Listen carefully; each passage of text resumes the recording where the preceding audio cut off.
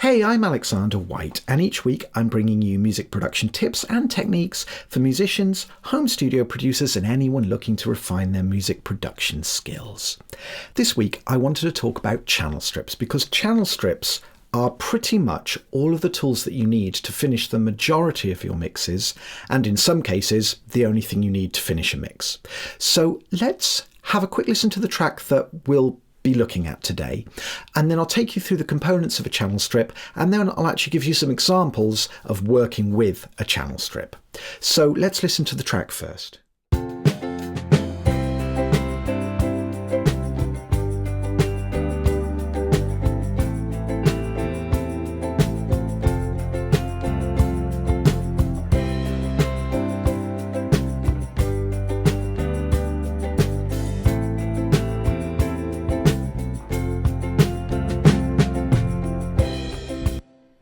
So it's just a little light, summery, kind of acousticy sort of track. So first of all, let's open up the channel strip that we'll use today, which is the SSL 4KB. So this is the one that I use for the majority of my mixes. And let's just quickly go through the components. First of all, we have filters, which is great for taking off the top end and bottom end. Then we have an EQ section, which is a 4-band EQ. So you've got high frequency, high mid frequency, low mid frequency, and low. Then over on the other side, for our main tools that we use most of the time, we now have a compressor here. And then we've got a gate and expander.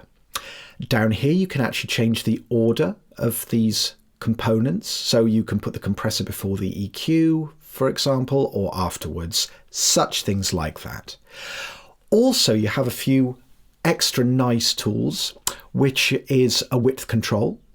You also have the pre that you can engage, which basically allows you to distort the plugin a little bit, as if you're driving the preamp hard. So it's got the emulated preamp in here.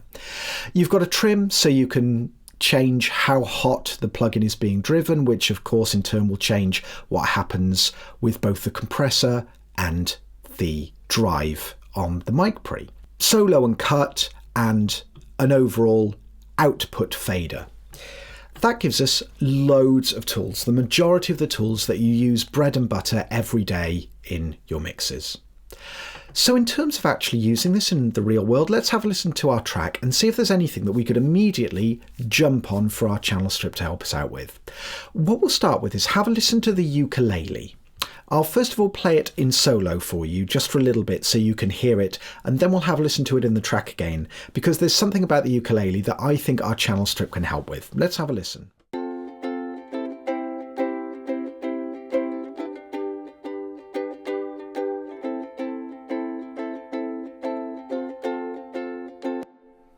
It's a nice earthy and woody sounding ukulele.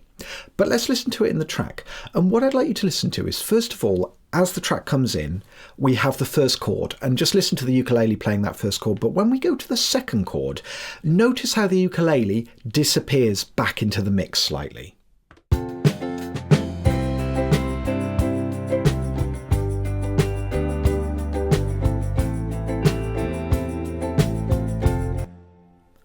I'll just play it again, just have another listen.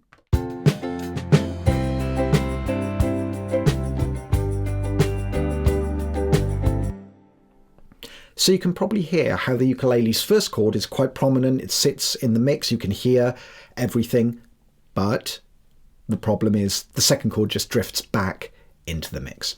Well, what we can do is we can open up our channel strip here.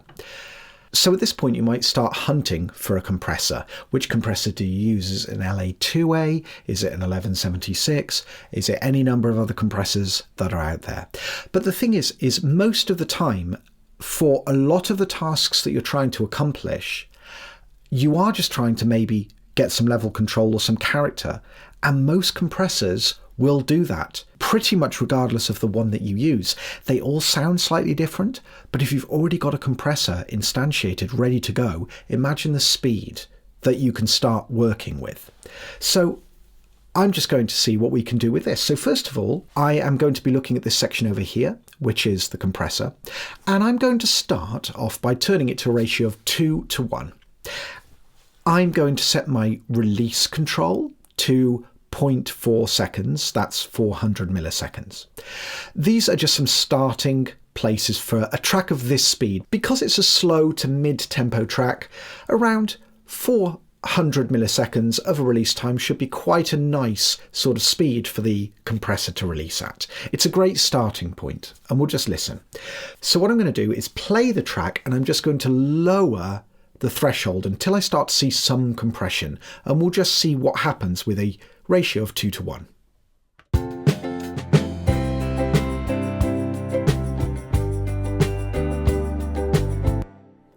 And I'm going to go back to the top again to continue to listen to what happens to those opening chords and the following chords.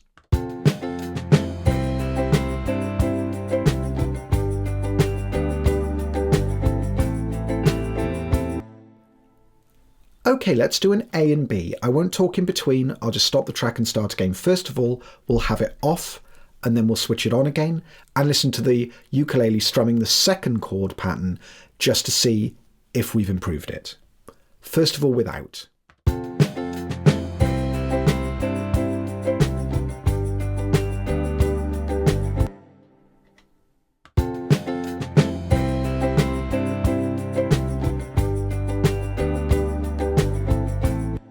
Okay, we've made it better. I think the first chord is still a little bit too loud. So what I'm going to do is turn my ratio up to 4:1. And then I'm going to reset my threshold. Now, I could continue to dig in on 2:1, on a ratio of 2:1 with this threshold. I could continue to dig in and get more compression. But what that will do is it will compress both the opening chord and then it will compress the second chord quite a lot. Both will be kind of living in the compressor. Both ways are actually quite legitimate of handling things, but in this case I'd like to try to only compress that opening chord and leave the second chord untouched. That's what I'd like to try to do, and that's what we'll see if we can do here. So I'm setting it to 4:1, and now let's listen again and find that threshold setting.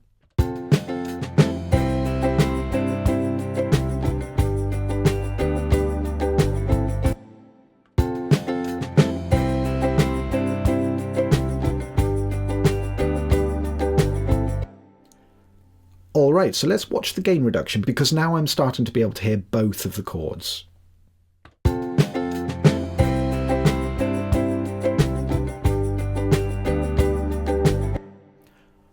Watch this little section here. This is the attenuation, and you'll see how much compression is happening, and you'll notice there is more compression happening on the opening chord.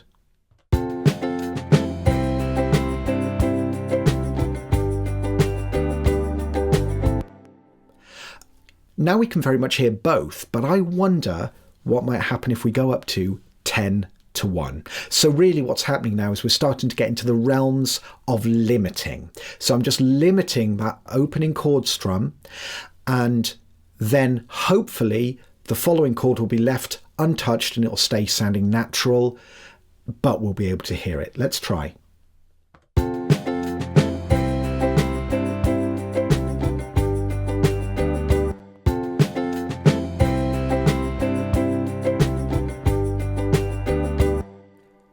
And I'll just dig in a touch harder. So I'm going to lower the threshold just a little more.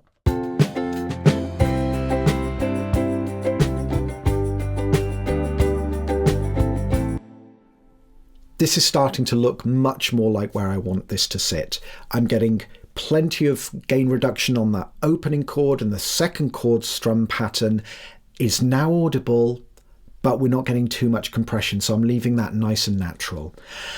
So let's just do another A, B with the compressor on and off, because there's another possible problem.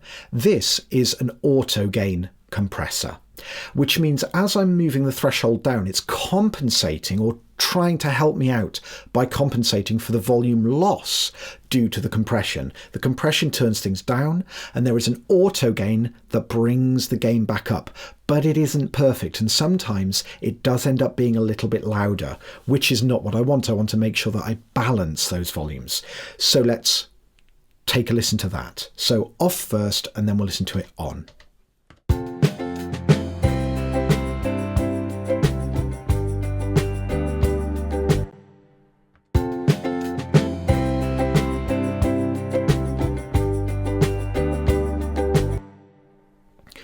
Let's listen again. I'm just going to play the opening ukulele chord and then I'm going to A-B with it on and off, because you can probably hear at the moment things have got slightly louder on the ukulele and we want to fix that. Here we go.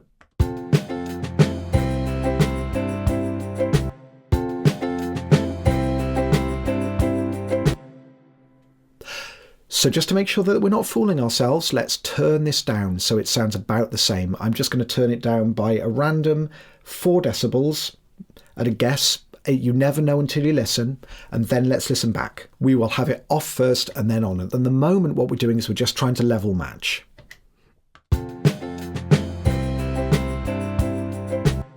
And one thing I need to do is, rather than turn off the compressor, I'm going to turn off the whole channel strip, because then, of course, that'll make sure that this returns to normal volume when things are off. Here we go.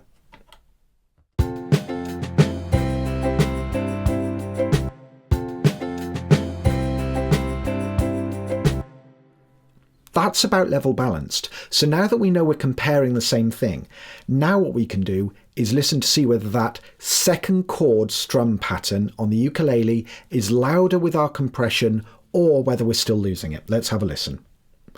Without first, listen to that second chord run.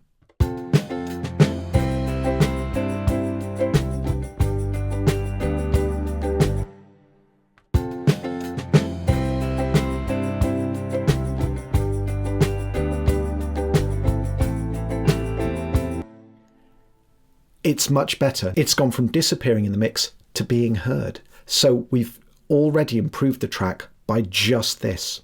What I'm also going to do while we're here is, the ukulele to me sounds like it could do with a little bit more on the top end, and it sounds like there's a little bit too much lower mid-range in the ukulele. So first of all, let's just turn the brightness up a little bit. I'll turn it up a lot first of all, and then we'll find a nice place for it. I'm just turning it up so you can hear where we're adjusting. I may not adjust the frequency. I will just wait and see how I feel. Here we go.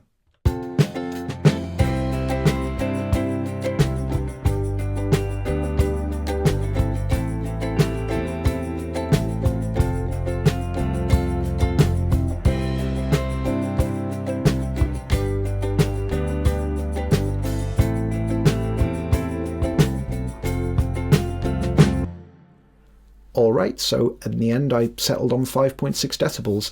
If you're wondering, by the way, I've actually got a control surface in front of me, which is why you can see these controls mysteriously moving without me actually touching the mouse. So that's why you can see this sort of thing happening.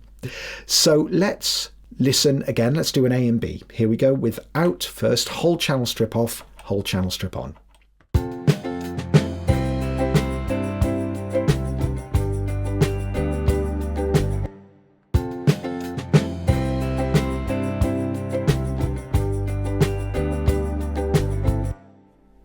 Yeah, things are coming together. Let's go and find that mid-range issue, the sort of slightly cardboard boxy sound of that ukulele. What I'm going to do is I'm going to turn the frequency up a little bit. You'll see me adjusting this down here on the low mid frequency. And I'm just going to try to find the sound that I don't quite think is fitting into the mix. So here we go.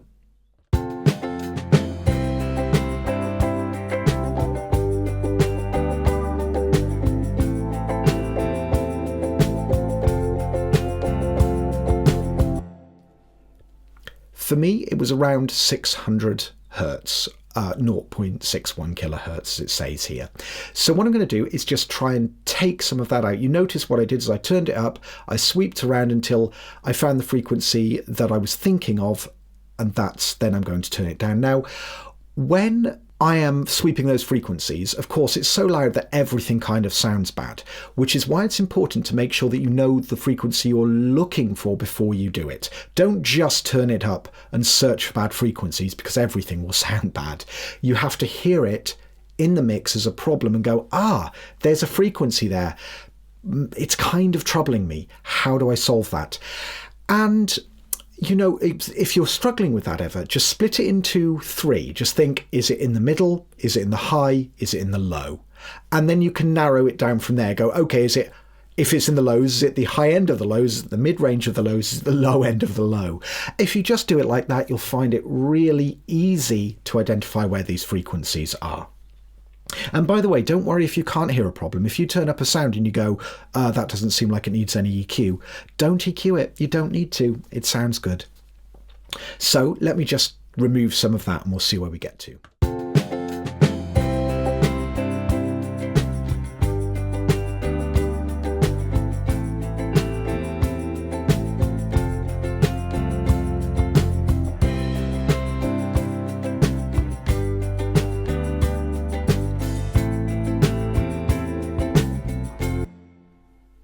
Let's do an A-B and just see how much we've managed to change this ukulele in context. Here we go.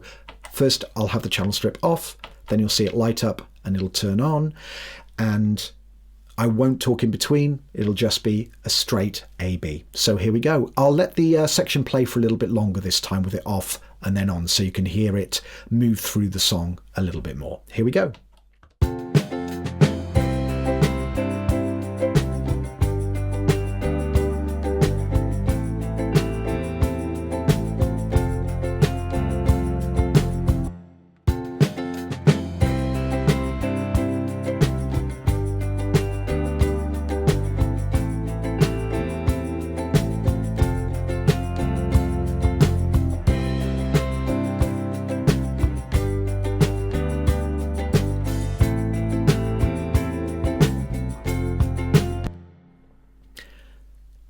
You can probably hear how much better that ukulele now sits in the mix just from the little bit of work that we've done with the channel strip. And you can see it's not much. It's, in the end, 4.4 decibels on the high end. You might have noticed that I actually revisited that, because the thing with mixing is everything changes everything, and you regularly revisit things. You don't just set and forget. Sometimes you get lucky and you set and forget and it's awesome. But most of the time, you need to revisit things. So I ended up with 4.4 decibels on the high end at 7.95 kilohertz. And here it was minus 3.4 decibels at 0.61 kilohertz. That's about 610 hertz. I didn't bother to change the Q value. It's just right in the middle. So I think that's our ukulele done for now. Remember, as we move through the rest of the mix, I may decide to come and revisit the ukulele. If I clear out some of the cobwebs from some of the other tracks, I might think actually the ukulele maybe could even do with less bottom end or something like that. But for now, the ukulele is working in context with everything else thus far. So what else could we possibly do on this track? Let's have another listen.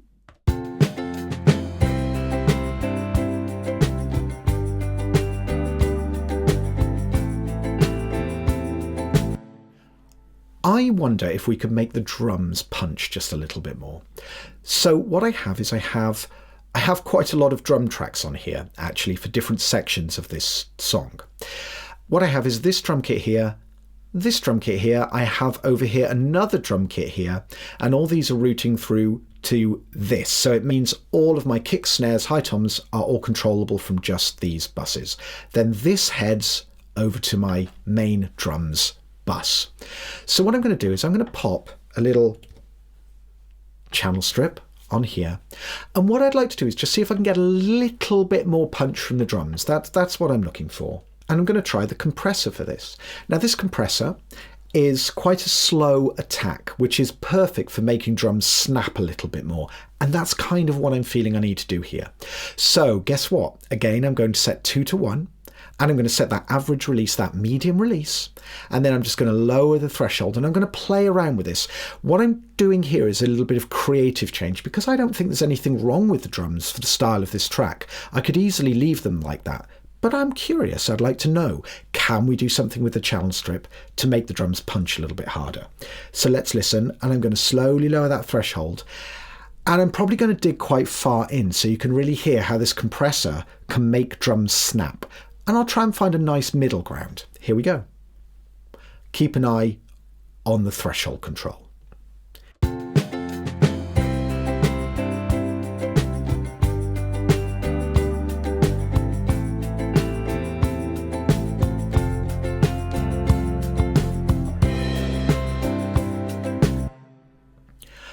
especially on the snare. You can probably tell how the snare's gone from sort of an open, kind of more chilled out sound, something that maybe almost sounds a bit more rock. So let's do a quick A-B on this, just to see the difference. Here we go, without first.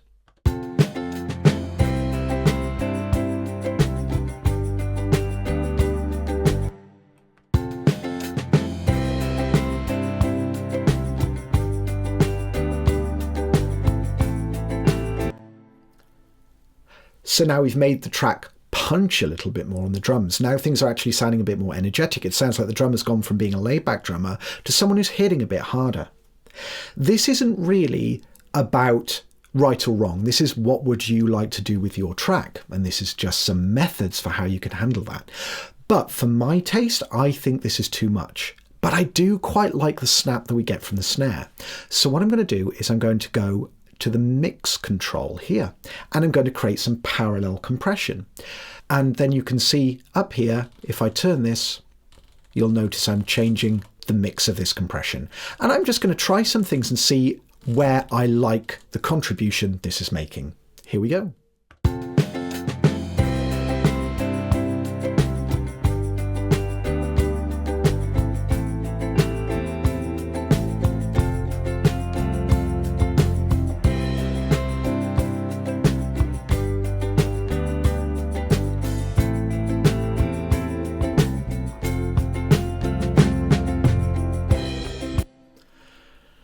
It was feeling like somewhere around 30%, 29.7. But let's do the A-B comparison again and just see if it's making any difference, if we like the improvement or not. Here we go. Plugin off first.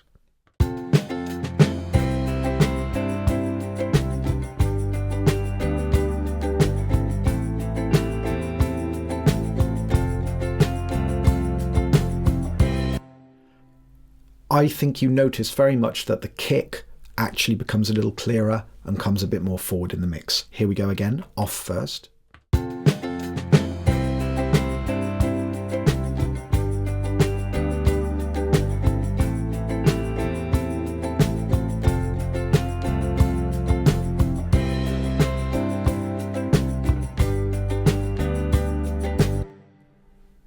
Just with that little 30% mix.